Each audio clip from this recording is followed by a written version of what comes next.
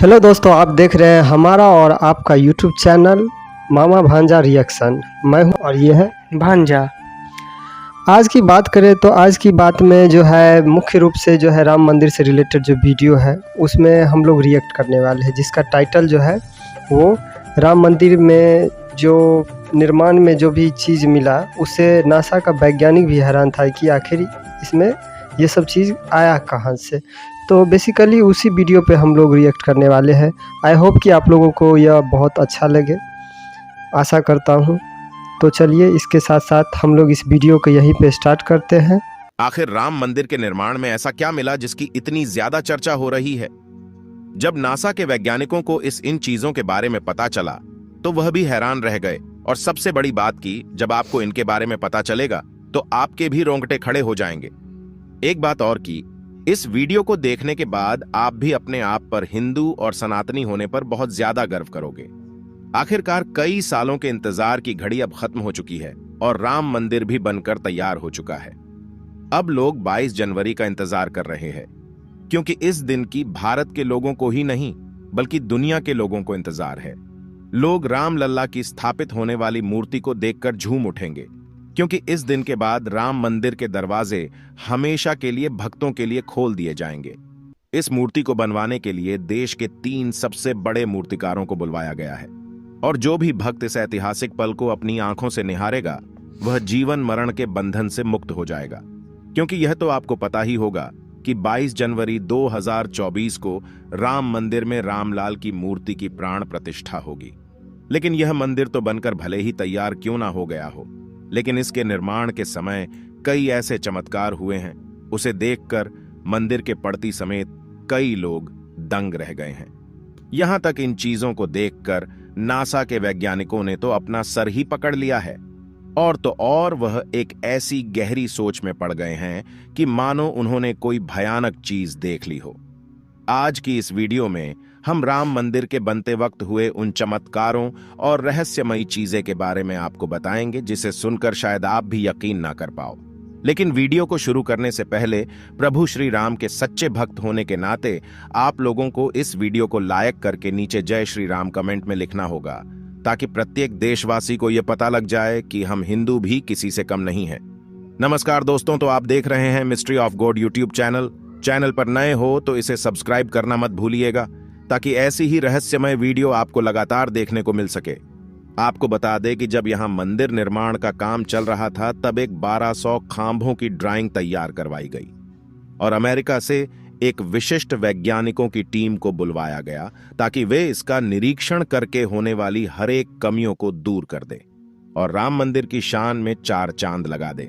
लेकिन जैसे ही राम मंदिर के निर्माण के वक्त वहां की धरती को खुद गया, तब उस धरती से एक ऐसी वस्तु निकली कि उसे BCC देखकर सभी के होश उड़ गए।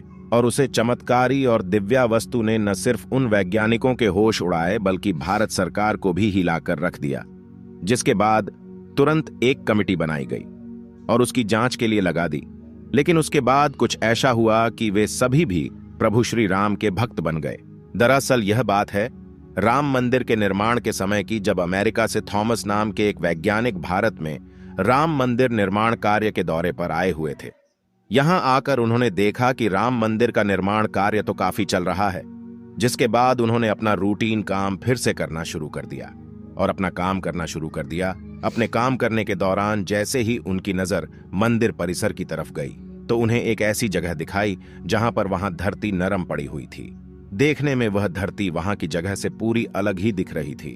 थॉमस को अपनी अंतरात्मा से कुछ अलग सी प्रेरणा मिलने लगी और तुरंत थॉमस ने अपने मजदूरों को वहां की खुदाई करने को बोल दिया। एक बार के लिए तो मजदूर भी हैरान हो गए कि ऐसी धरती की वह खुदाई क्यों करवा रहे हैं, लेकिन मजदूरों को तो उनका ऑर्डर मानना ही काम था, इसलिए उन्होंने बिना कुछ सवाल किए खुदाई शुरू कर दी।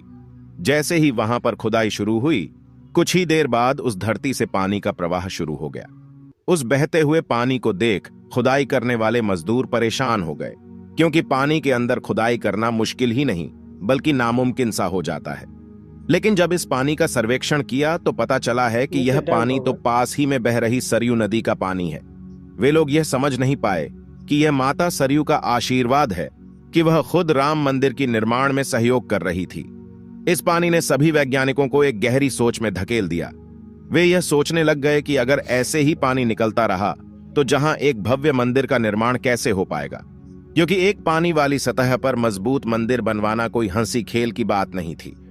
उस समय सभी के दिमाग में एक ही बात थी कि सरयू नदी का मंदिर की भूमि के नीचे मिलना कोई चमत्कार है या फिर कोई कुदरत का करिश्मा, यह कोई भी नहीं जानता था। आखिरकार जब कोई भी समाधान नहीं मिला तब सभी मिलकर श्री राम से प्रार्थना करने लगे, क्योंकि जाहिर सी बात थी जब तक वो माता सरयू के पानी की धारा बंद नहीं होगी तब तक आगे का काम शुरू नहीं किया जा सकता था।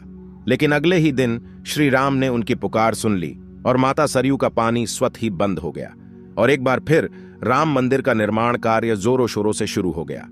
और यह काम इस कदर चला कि अब यहां अपने अंतिम छोर पर पहुंच चुका है, या यूं कहें कि यह पूरा तैयार ही हो गया है और 22 जनवरी को यहां श्री राम की प्राण प्रतिष्ठा भी की जाएगी।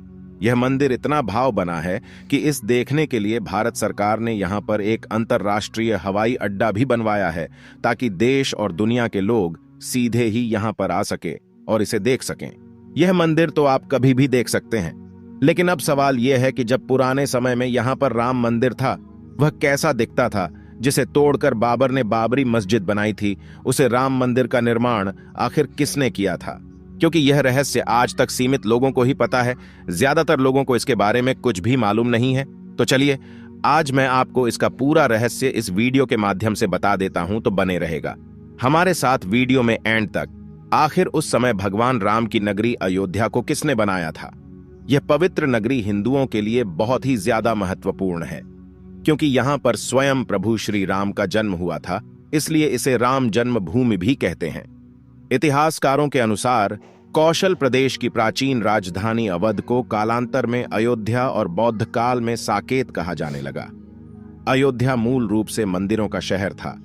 हालांकि यहां खुदाई के वक्त आज भी हिंदू, बौद्ध एवं जैन धर्म से जुड़े मंदिरों के अवशेष देखे गए, जिसमें खंभों से लेकर हिंदू आकृतियां बनी हुई थीं। अयोध्या नगरी में होने का वर्णन भी वाल्मीकि रामायण में मिलता है। कहते हैं कि भगवान श्री राम के जल समाधि लेने के पश्चात अयोध्या कुछ काल के लिए उजाड़ सी हो गई थी, लेकिन उनकी जन्मभूमि पर बना महल वैसे का वैसा ही था। भगवान श्री राम के पुत्र कुश ने एक बार पुण्य राजधानी अयोध्या का पुनर्निर्माण कराया। इस निर्माण के बाद सूर्यवंश की अगली 44 पीढ़ियों तक इसका अस्तित्व आखिरी राजा महाराजा बृहदबल तक अपने चरम पर रहा। कौशल राज बृहदबल की मृत्यु महाभारत युद्ध में अभिमन्यु के हाथों हुई थी। महाभारत के युद्ध के बाद अयोध्या उजड़ सी हो गई, मगर श्री राम जन्मभूमि का अस्तित्व फिर भी बना रहा। इसके बाद यह उल्लेख मिलता है कि ईसा के लगभग 100 वर्ष पूर्व उज्जैन के चक्रवर्ती सम्राट विक्रमादित्य एक दिन आखेट करते करते अयोध्या पहुंच गए। थकान होने के कारण अयोध्या में सरयू नदी के किनारे एक आम के वृक्ष के नीचे वे अपनी सेना सहित आराम करने लगे। उस समय यहां घना जंगल हो चला था, कोई बसावट भी यहां नहीं थी। महाराज विक्रमादित्य को इस भूमि में कुछ चमत्कार दिखाई देने लगे। तब उन्होंने खोज आरंभ की और पास के योगी व संतों की कृपा से उन्हें झांत हुआ कि यह श्री राम की अवध भूमि है। उन संतों के निर्देश से सम्राट ने यहां एक भव्य मंदिर के साथ ही कूप, सरोवर, महल आदि बनवाए। कहते हैं कि उन्होंने श्री राम जन्मभूमि पर काले रंग के कसौटी पत्थर वाले 84 स्तंभों पर विशाल मंदिर का निर्माण करवाया था। इस मंदिर की भव्यता देखते ही बनती थी। विक्रमादित्य के बाद के राजाओं ने समय समय पर इस मंदिर की देखरेख की। उन्हीं में से एक शुंग वंश के प्रथम शासक पुष्यमित्र शुंग ने भी मंदिर का जीर्णोद्धार करवाया था। पुष्यमित्र का एक शिलालेख अयोध्या से प्राप्त हुआ था, जिसमें उसे सेनापति कहा गया है तथा उसके द्वारा 2 अश्वमेध यज्ञों के किए जाने का वर्णन है। अनेक अभिलेखों से झांत होता है कि गुप्त वंशीय चंद्रगुप्त द्वितीय के समय और तत्पश्चात काफी समय तक अयोध्या गुप्त साम्राज्य की राजधानी थी। गुप्तकालीन महाकवि कालिदास ने अयोध्या का रघुवंश में कई बार उल्लेख किया है। इतिहासकारों के अनुसार 600 ईसा पूर्व अयोध्या में एक महत्वपूर्ण व्यापार केंद्र था। इस स्थान को अंतर्राष्ट्रीय पहचान 5वीं शताब्दी में ईसा पूर्व के दौरान तब मिली जबकि यह एक प्रमुख बौद्ध केंद्र के रूप में विकसित हुआ। तब इसका नाम साकेत था। कहते हैं कि चीनी भिक्षु फाहियान ने यहां देखा कि कई बौद्ध मठों का रिकॉर्ड रखा गया है। यहां पर 7वीं शताब्दी में चीनी यात्री हेनत्सांग आया था उसके अनुसार यहाँ 20 बौद्ध मंदिर थे तथा 3000 भिक्षु रहते थे और यहाँ हिंदुओं का एक प्रमुख और भव्य मंदिर भी था जहाँ रोज हजारों की संख्या में लोग दर्शन करने आते थे। इसके बाद ईसा की 11वीं शताब्दी में कन्नौज नरेश जयचंद आया तो उसने मंदिर पर सम्राट विक्रमादित्य के प्रशस्ति शिलालेख को उखाड़कर अपना नाम लिखवा दिया। पानीपत के युद्ध के बाद जयचंद का भी अंत हो गया। इसके बाद भारतवर्ष पर आक्रांताओं का आक्रमण और बढ़ गया। आक्रमणकारियों ने काशी, मथुरा के साथ ही अयोध्या में भी लूटपाट की और पुजारियों की हत्या कर मूर्तियां तोड़ने का क्रम जारी रखा। लेकिन 14वीं सदी तक वे अयोध्या में राम मंदिर को तोड़ने में सफल नहीं हो पाए। विभिन्न आक्रमणों के बाद भी सभी झंझावातों को झेलते हुए श्री राम की जन्मभूमि पर बना भव्य मंदिर 14वीं शताब्दी तक बचा रहा। कहते हैं कि सिकंदर लोदी के शासनकाल के दौरान यहाँ मंदिर मौजूद था। 14वीं शताब्दी में हिंदुस्तान पर मुगलों का अधिकार हो गया और उसके बाद ही राम जन्मभूमि एवं अयोध्या को नष्ट करने के लिए कई अभियान चलाए गए। अंततः 1527 से 28 में इस भव्य मंदिर को तोड़ दिया गया और उसकी जगह बाबरी ढांचा खड़ा किया गया। कहते हैं कि मुगल साम्राज्य के संस्थापक बाबर के एक सेनापति ने बिहार अभियान के समय अयोध्या में श्री राम के जन्म स्थान पर स्थित प्राचीन और भव्य मंदिर को तोड़कर एक मस्जिद बनवाई थी जो 1992 तक विद्यमान रही। बाबरनामा के अनुसार 1528 में अयोध्या पडीडी ढाव के दौरान बाबर ने मस्जिद निर्माण का आदेश दिया था। अयोध्या में बनाई गई मस्जिद में खुदे 2 संदेशों से इसका संकेत भी मिलता है। इसमें एक खास तौर से उल्लेखनीय है। इसका सार है, जन्नत तक जिसके न्याय के चर्चे हैं, ऐसे महान शासक बाबर के आदेश पर दयालु मीर बकी ने फरिश्तों की इस जगह को मुकम्मल रूप दिया। हालांकि यह भी कहा जाता है कि अकबर और जहांगीर के शासनकाल में हिंदुओं को यह भूमि एक चबूतरे के रूप से सौंप दी गई थी, लेकिन क्रूर शासक औरंगजेब ने अपने पूर्वज बाबर के सपने को पूरा करते हुए यहां भव्य मस्जिद का निर्माण कर उसका नाम बाबरी मस्जिद रख दिया था। लेकिन अंत में बाबरी मस्जिद का भी विध्वंस कर दिया गया और इस जमीन पर कई वर्षों तक कैसे चलता रहा और अंत में यह जमीन हिंदुओं को सौंप दी गई, जिस पर आज श्री रामलाल का भव्य मंदिर बनकर तैयार हो चुका है। और 22 जनवरी को यहां पर प्राण प्रतिष्ठा भी कर दी जाएगी, जिसकी तैयारी अब वैसे अगर आप में से कोई अयोध्या निवासी है तो हमें अयोध्या के बारे में कमेंट में जरूर बताना और ऐसी ही जानकारी को जानने के लिए चैनल को सब्सक्राइब करना मत भूलिएगा। धन्यवाद। तो यह वीडियो यहीं पे समाप्त होता है और आप लोग को बहुत अच्छा लगा होगा। आई होप कि आप लोग इस वीडियो से बहुत कुछ ऐसे चीज़ें, ऐसे कुछ फैक्ट जो होगा जिसको कि आप देखकर समझकर इतिहास के बारे में, जिसके बारे में बहुत लोगों को नहीं पता होगा, हमें भी नहीं पता था, जानने को मिला होगा। आपको बहुत कुछ सीखने के लिए भी था। आप जान भी सकते हैं, सीख भी सकते हैं जो कि क्या था नहीं था। अब बाद बाकी वाले कुछ आदमी ऐसे भी होता है जो अंधविश्वास भी होता है, या कोई आदमी ऐसा भी होता है कि अंधविश्वास है, झूठ है, ऐसा कुछ नहीं था।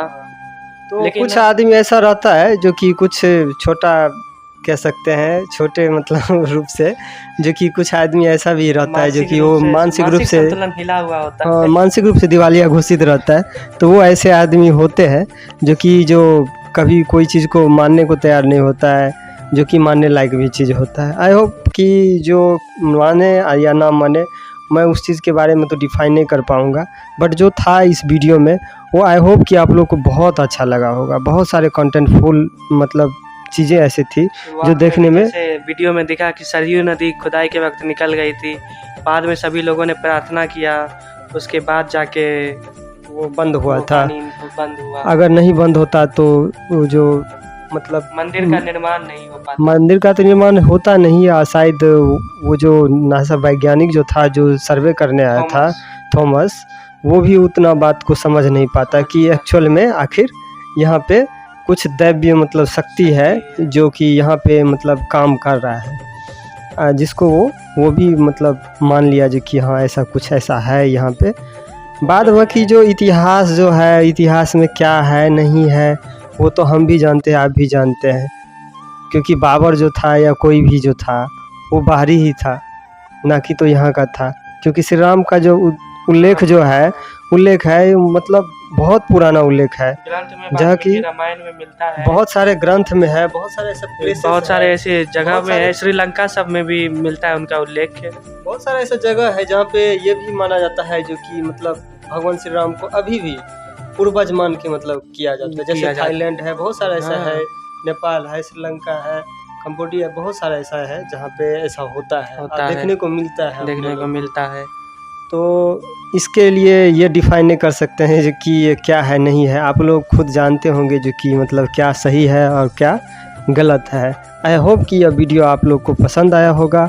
अगर पसंद आया होगा तो आप लोग प्लीज़ लाइक एंड सब्सक्राइब और कमेंट बॉक्स में जय श्री राम लिख दें। जय हिंद, जय भारत, जय श्री जय राम। श्री राम।